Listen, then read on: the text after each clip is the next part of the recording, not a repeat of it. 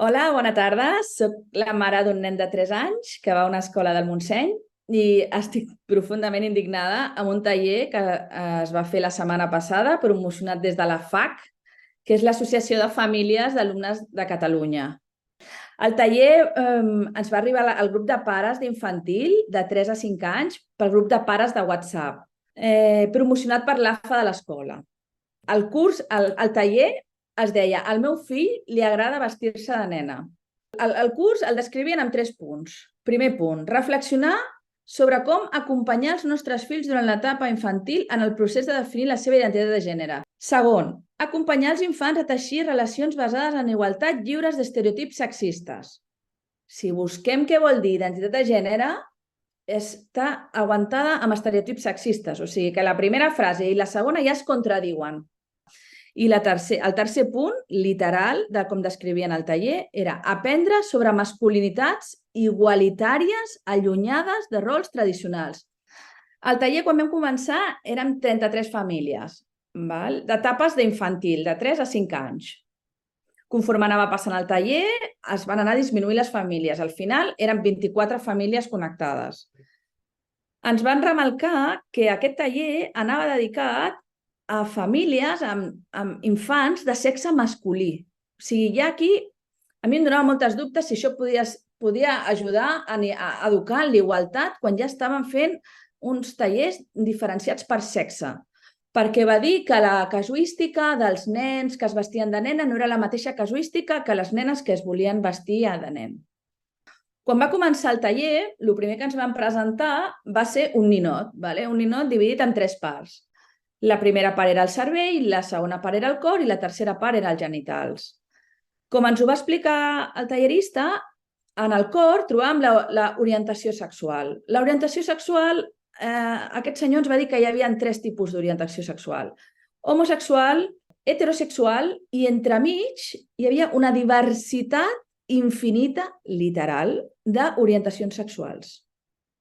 Després hi havia l'altra part, que eren els genitals. Els genitals ens van dir que hi havia de 3 tipus. D'home, penis, de dona, vulva, i un tercer genital que era intersex. Intersex, que era una mescla dels dos. Jo tenia entès que la intersexualitat era un problema de cromosomes genètic que es donava de tant en un entre no sé quants mil, però segons aquest senyor era un tercer sexe. I que els genitals no definien el sexe de les nostres criatures. O sigui, un sexe que vam veure a l'ecografia 12, segons aquest senyor, el que definiria el sexe de les nostres criatures està en el cervell, que era la tercera part del ninot, que era la identitat de gènere. La identitat de gènere, segons aquest senyor, ens va dir que eren els gustos, els colors que li agradaven a l'infant, la vestimenta que li agradava, el cabell com li agradava, les joguines amb les que jugava el nen, les preferències. I tot això estava instaurat en el cervell i va dir que això en els infants es manifestava a partir dels 2 anys i que aquest curs anava a detectar la identitat de gènere del nostre fill. Ens va explicar també que en l'etapa infantil el gènere es desenvolupa a la família, i les expectatives que la família posaran en aquests nens. Una altra frase del taller va ser dient que no es naixia home, s'arribava a ser-ho. Això ens ho va desenvolupar i ens va dir que els nostres fills no és que haguessin nascut mascles, no, que els genitals no definien el sexe del nostre fill, sinó que el sexe del nostre fill el definiríem a partir d'aquesta identitat de gènere que es trobava al cervell. I la identitat de gènere eren tots aquests estereotips del que estàvem parlant. Realment existeix la identitat de gènere? El gènere pot ser una identitat que resideix al cervell? Qui ho avala? Quin estudi ho avala?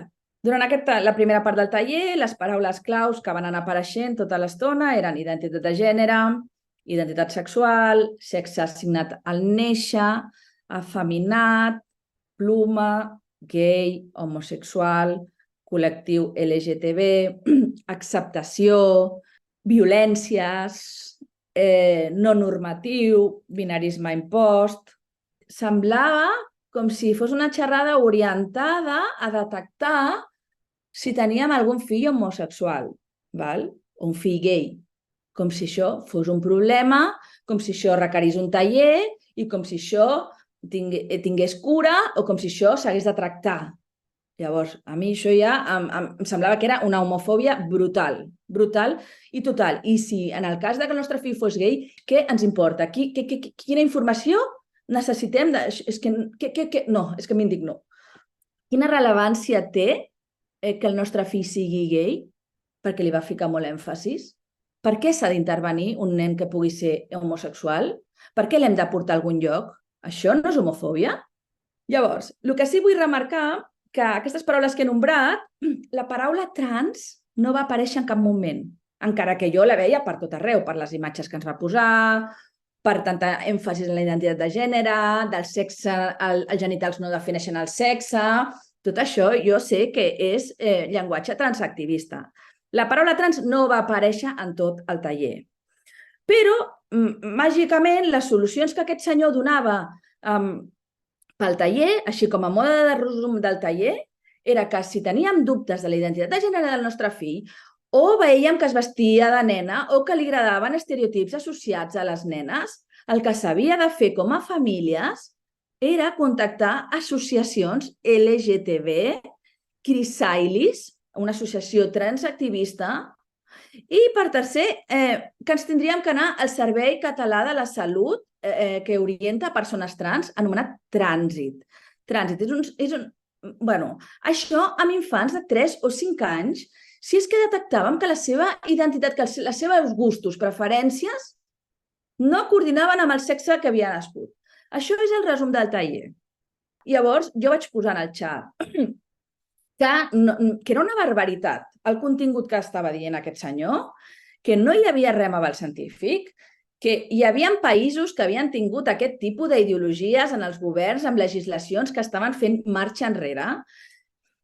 Quan jo vaig posar aquest text en el xat de preguntes dels pares, el tallerista el va llegir en veu alta. El va llegir, cada vegada l'anava llegint més ràpid i quan l'acaba de llegir diu que la informació que jo estava portant era un altre meló que s'havia d'obrir, que no hi havia temps, i va tancar el taller en sec, quan quedaven 25 minuts del taller, perquè no va voler obrir debat amb el que jo li estava dient d'altres països que estaven fent marxa enrere. Vaig dir que els pares també que agafessin segones opinions abans de destrossar la vida dels seus fills, fent-los creure's les idees tan estranyes com que el seu cos estava malament. Després, quin era l'objectiu final d'aquest taller? Quin era l'objectiu final? Confondre famílies? És lícit confondre famílies amb nens de 3 o 5 anys que estan en etapa infantil del pensament màgic, del joc simbòlic? Són nens que creuen en els Reis Mags, creuen el que els pares els hi diguin. No sé, a mi el que més m'indigna és que aquest curs ve des de la FAC, que és una organització pública, que ve des de les institucions, ve subvencionat per la Generalitat. I això ens ho estan posant a l'escola pública. I això és una barbaritat. Bueno, espero que el meu testimoni serveixi d'alguna cosa i moltes gràcies.